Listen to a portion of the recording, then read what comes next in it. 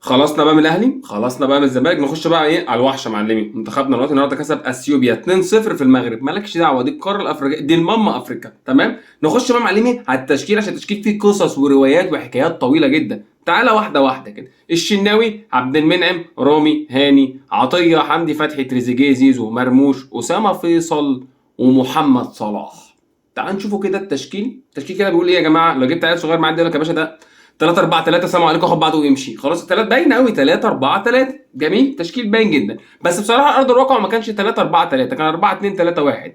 عرفت منين يا فيلسوف؟ تعالى يا باشا ناخدوه واحده واحده وشوف الماتش حضرتك، مين كان باك شمال ومين كان باك يمين. تعالى واحده واحده كده، نصلي على النبي. صليت على النبي، تعالى نخش على التشكيل. تمام. الشناوي زي ما هو، عبد المنعم ورامي اتنين مساكين، هاني يمين، اخوك تريزيجيه باك شمال.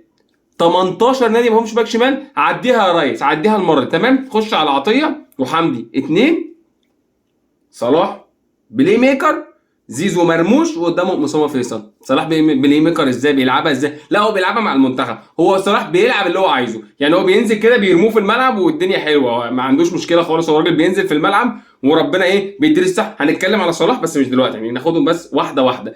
نشوف الاول التبديلات. الراجل لما جه بدل ازاي؟ يعني المباراه كانت ماشيه معاه ازاي؟ خش على التبديلات. تمام. خالد صبحي مكان حمدي فتحي، مدافع مكان خط نص، عديها يا ريس. بعد منها نخش على مين بقى معلمي؟ كوكا مكان تريزيجيه. باينه يا باشا، باك شمال مكان باك شمال. هو اقتنع ان تريزيجيه باك شمال ومقتنع ان كوكا باك شمال، عديها يا ريس. تمام. نخش على مين بقى؟ مصطفى محمد مكان مرموش، مع انه المفروض ينزل مكان صلاح. ده لو صلاح لعب هاف، ما صلاح مش بيلعب هاف يا عم. طب ينزل مكان مين؟ ينزل مكان زيزو، المفروض ينزل على الاطراف. ما اعرفش هو نازل مكان يعني مرموش، هو مش مكان معدي. اعديها يا ريس. ده اللي يثبت لك ان هو ايه، صلاح كده بلاي ميكر او بيلعب بمزاجه، الراجل بيلعب بينتشر في الملعب. تمام. رساله مهمه للكابتن محمد صلاح. دوري الابطال حضرتك طلعت منه. تمام. كده فاضل لك افريقيا، الماما افريقيا. انت لو ما حققتش الماما افريقيا هتبقى بره البالون دور يعني بنسبه 99.9. تمام. فيا عم لو انت تعالى على نفسك وافرم كده ودعك وافرم نفسك وشوف الدنيا معاك هتمشي ازاي. بامر الله هتحك في البالون دور، هتاخد لك الدوري الانجليزي. وشوف يا رب اي لعيب فاشل ياخد الدوري الابطال، مع ان دوري الابطال لو خدته برشلونه هياخدوا رافينا. اجتهد وسيب على الله. مش عايز اقول لك ده انت ملك الاجتهاد، الله اكبر عليك يعني. فمعلش تعالى على نفسك والعب كويس معانا. نخش برضو على حاجه برضو للمدرب الكابتن حسام حسن. برضو عاوزين نعذره في نقطه صغننه قد كده. تمام.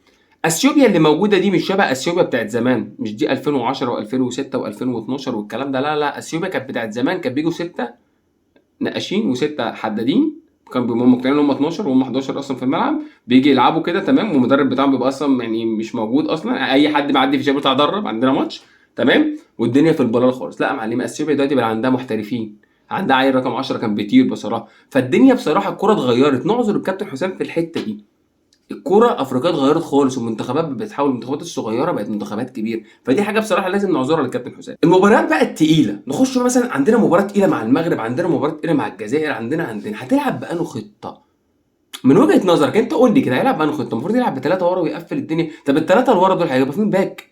اكيد ما يعني المفروض ما كانش فيهم باك. من وجهه نظري انت بتلاعب فرقه تقيله، هتلعب بثلاثه ورا، هتنزل بقى حسام، وهتلعب برامي، وهتلعب بعبد المنعم. هتشوف عبد المنعم هتحط ليبرو، هتحط رامي ريبرو، هتبقى الدنيا معاك متظبطه ورا. تمام. وشوف برضه عاوز لعيبه نواحيها الدفاعيه عاليه شويه، ناحيه اليمين وناحيه الشمال، لعيبه بتدافع كويس. يعني شوف لك باك شمال، باك شمال، هو باك شمال فتوح بقى ايا كان باك شمال. وتشوف لك باك يمين، هيبقى عندك خمسه ورا برضه. فتوح برضه بيدافع مش على قده شويه، هانو برضه مش على قده شويه. بس وانت اما الكوره تيجي عليك بيبقى عندك خمسه ورا واقفين، بتبقى الدنيا ماشيه معاك. ده بالنسبه للفرق التقيله. انت مش هينفع تلاعب الجزائر والمغرب يعني باللي انت عملته ده خالص. انت بتلعب اثيوبيا كده فالدنيا بتمشي، بتلعب كذا فالدنيا بتمشي. لكن المغرب والكلام ده والبطوله اللي جايه، معلش بقى نقف هنا شويه. البطوله اللي جايه دي من اصعب البطولات. ليه يا باشا؟ لانها في المغرب. طب ما المغرب عادي طلعت من جنوب افريقيا. لا بس المغرب بقى وليد الدراجي قال لك انا ما ينفعش اوصل رابع عالم وما اخدش البطوله الافريقيه، ما ينفعش ابقى بطل في قارتي عشان ابقى بطل بره. فالراجل بصراحه بيتكلم صح. فالبطوله اللي جايه صعبه. بس في نقطه يعني كلنا عارفينها.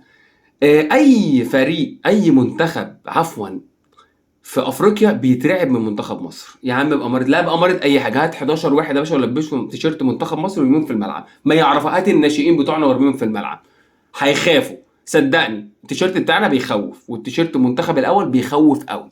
فانت رايح المغرب، عندك اكسبشن عندك، حاجه كده زياده كده، حاجه مكسرات زياده كده عندك، ان انت يا باشا رايح ويا ريت تكون التصريحات كلها انا هاخد البطوله. مفيش تصريحات اصل مش عارف ايه، اصل ايه، اصل مش انا لا مفيش يا باشا، انا رايح اخد البطوله، انا رايح اخد. عاوزين بقى نرجع بقى يا جماعه يعني البطولات بجد والله سعيد زهق، كلنا زهقنا.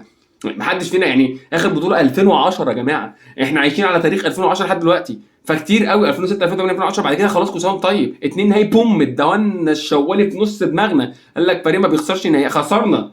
بصراحه احنا برضو فرقعناهم، لان احنا خدنا ريكورد باكتر فريق خدها واكتر فريق خسرها، يعني مش سايبين لهم ولا الحلو ولا الوحش. بصراحه من حقهم يعني ايه يزعلوا مننا. ده كان تحليلنا للمنتخب مصر، وارجو لكل فيديو عجبك ويا ريت تعمل سبسكرايب ولايك وتفعل الجرس. كل سنه وانت طيب.